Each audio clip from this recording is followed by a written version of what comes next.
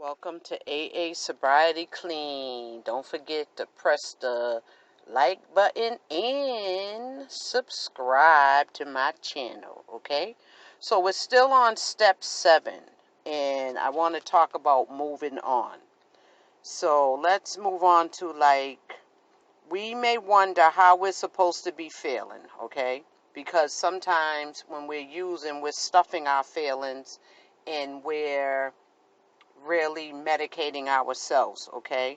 So we ask the God of our understanding to remove our shortcomings. We faithfully practice the principles of our program to the best of our ability, but we still may find ourselves acting out before we had a chance to think.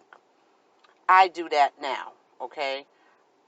But I do it in a way where I digest it and I pick it out like I'm digesting a frog to make sure that when I get ready to react, that I react in a way where it's not going to hurt anybody. Okay? And before we know it, if we think that we will be able to understand our shortcomings. And sometimes I always struggle with that. Okay? We are no longer using, and many of us on the outside of the circumstances of our lives have probably gotten better. Our relationships are more stable, perhaps, but we have changed.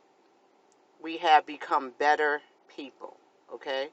Because once you get sobriety under your belt, you will become a better person in time.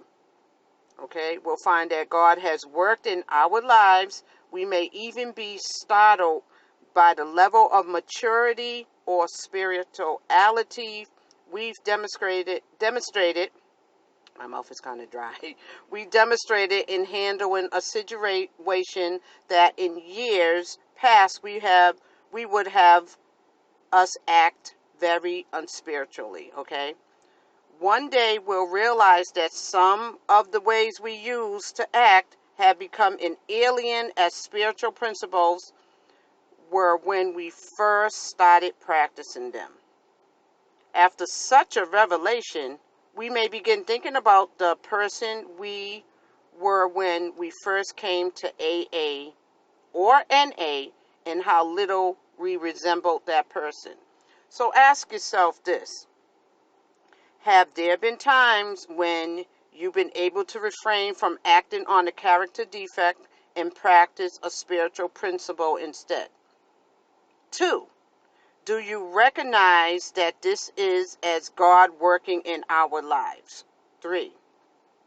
When we have shortcomings that have been removed from our lives or diminished in their power over us. Okay? You ask yourself also, why does the 7th step foster a sense of serenity? Okay, it fosters a sense of serenity because you have to surrender. Once you surrender, your life becomes more better. Okay, we begin to live more spiritual lives. We stop thinking so much about what we're going to get, even from our recovery, and start looking at how we can contribute. The things we do to sustain and nourish our spirits become habits. We may even look forward to them. We find that we're free to choose how we want to look at any situation in our lives.